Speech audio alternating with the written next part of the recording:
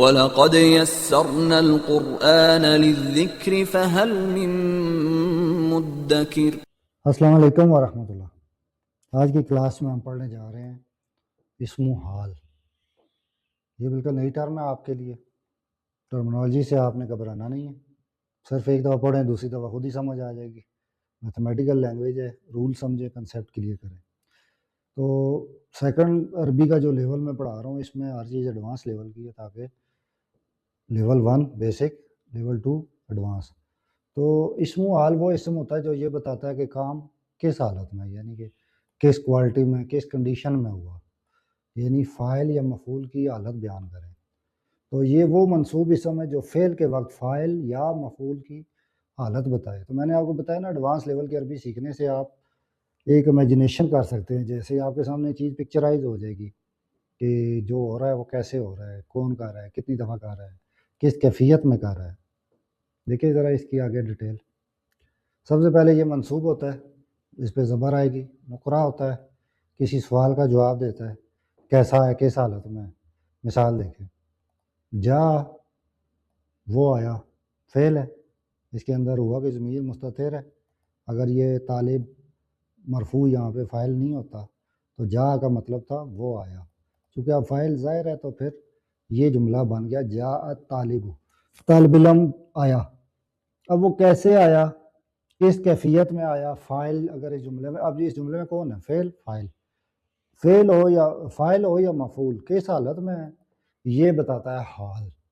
جا طالب مسرعا، اب یہاں پہ سرعہ آپ کو پتہ ہے تیزی کو کہتے ہیں، مسرعا یہ اس کا حال تھا، یعنی کہ تیزی سے آیا، بھاگتا ہوا، دوڑتا ہوا۔ اردو میں آپ پھر اس کا ترجمہ کریں گے تو پھر جیسے بھی کریں، لیکن مین اس میں جو عنصر تھا آنے کا وہ سرعہ تھا، تیزی، ٹھیک ہے۔ مسرعاً تیزی سے آیا اسٹوڈنٹ۔ جا فعل، طالب فاعل، مسرعاً اس کا اسم و حال منصوب ہے، ٹھیک ہے۔ دخل وہ انٹر ہوا، معلم اس کا فاعل ہے۔ اب یہ دیکھیں یہ اس کا حال تھا، ضاحکاً ہنستا ہوا۔ دیکھ رہے ہیں عربی کی خوبصورتی، بیسک ٹو ایڈوانس سیکھنے کا فائدہ۔ جب آپ عربی قرآن حدیث یا کوئی چیز پڑھیں گے تو خود سے آپ کو بتائے گی کہ ٹیچر ایک ہنستا ہوا داخل ہوا، ورنہ آپ عربی کی دعائیں مانگیں، قرآن مجید پڑھیں، اللہ سے باتیں کریں تو آپ کو پتہ ہی نہیں چلتا آپ کیا کہہ رہے ہیں۔ لیکن بیسک ٹو ایڈوانس سیکھ لیں ایک دفعہ زندگی میں تو دیکھیں وہ ہنستا ہوا داخل ہوا، یہ اس کا اسم و حال منصوب ہے۔ اب مفعول کو دیکھیں، فاعل کی تو دو مثالیں دیکھ لیں۔ یہ دیکھیں رأیتو، را یہاں پہ ایک فعل ہے، انا کے ساتھ جب اس کی ماضی میں ضمیر کریں گے تو رأیتو میں نے دیکھا، طفلہ جو ہے یہ مفعول ہے، رأیتو طفلہ میں نے بچے کو دیکھا۔ اب وہ مفعول کس حالت میں تھا جب میں نے اس کو دیکھا، باقیاً، دیکھ رہے ہیں روتے ہوئے۔ اب یہاں پہ بھی آپ ضاحکاً لگا دیں تو اس کا حال بدل جائے گا، رونے سے ہنسنا شروع کر دے گا۔ تو جو مفعول جس حالت میں تھا وہ ہمیں پتہ چل گیا کہ میں نے بچے کو روتے ہوئے دیکھا۔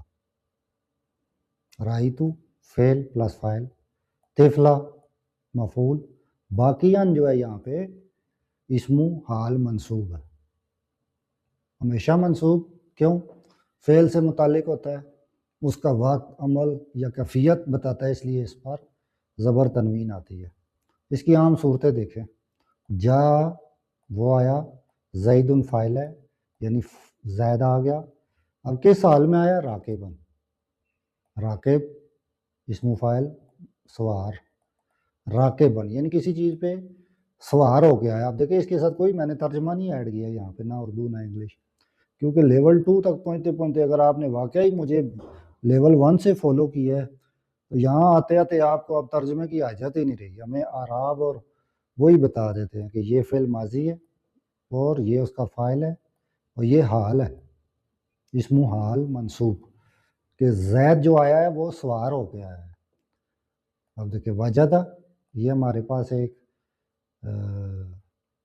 ویک ورب ہے جس کے شروع میں واو ہے، حرف علت ہے، یہ میں آپ کو پڑھا چکا ہوں۔ وجدہ تو یہ اس کی گردان ہے، وجدت، آئی فاؤنڈ یعنی میں نے پایا۔ یہ ہمارے پاس مفعول بھی ہے وجدت الباب، میں نے دروازے کو پایا. کس حال میں پایا ہے؟ کہ وہ ٹوٹا ہوا تھا، رنگ دار تھا، کھلا ہوا تھا، بند تھا. تو یہاں پہ اب ہمارے پاس اسم حال منصوب آ گیا ہے مفتوحاً، میں نے دروازے کو کھلا ہوا پایا. تو یہ ہو گیا فاعل، ٹھیک ہے، فاعل کا حال بتاتا ہے. یہ ہو گیا مفعول کا حال بتاتا ہے. اب یہ صفت مشبہ یہ بتائے گا تھرڈ. دیکھیں رجع، وہ لوٹ آیا، یہ اس کا فاعل ہے آدمی. رجع الرجل، آدمی لوٹ آیا. تعبان، یہ اس کی آگے کیفیت تھی، ٹھیک ہے. شعبان، تعبان، عطشان، جس بھی حالت میں کیفیت میں ہوگا ہمیں اس اسم و حال منصوب سے پتہ چلے گا. تو فاعل مفعول بھی ان کو صاحب الحال کہتے ہیں، یعنی کہ جس بندے کا حال بیان کر رہے ہوں اس کو ٹرمنالوجی میں، عربی گرامر میں صاحب الحال کہتے ہیں. اب اس کی شرطیں کیا ہوگی؟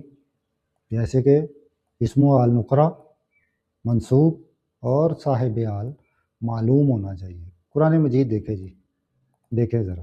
جا، یہ ہمارے پاس فعل تھا.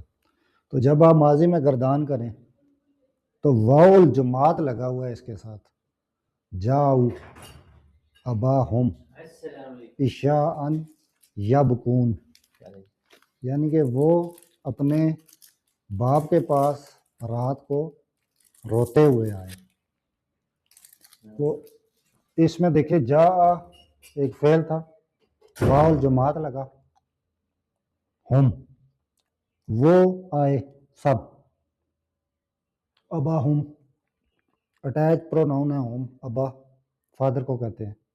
وہ سب باپ کے پاس آئے. عشاء یعنی رات کو، اردو میں آپ نے پتہ نا عشاء کی نماز عشائیہ. تو ہمیں تو ورڈ سنتے رہتے ہیں، مطلب نہیں پتہ ہوتا نا.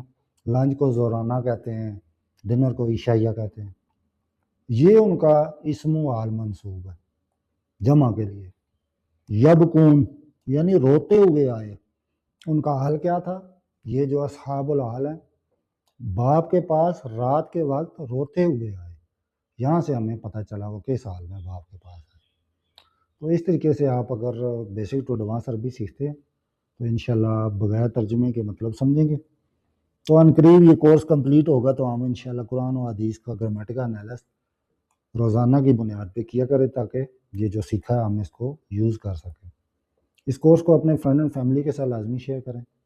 سب لوگ بیسک ٹو ایڈوانس عربی سیکھیں تاکہ آپ بنا ترجمے کے خود چیزوں کا مطلب سمجھیں اور اس پہ عمل کریں. جزاک اللہ.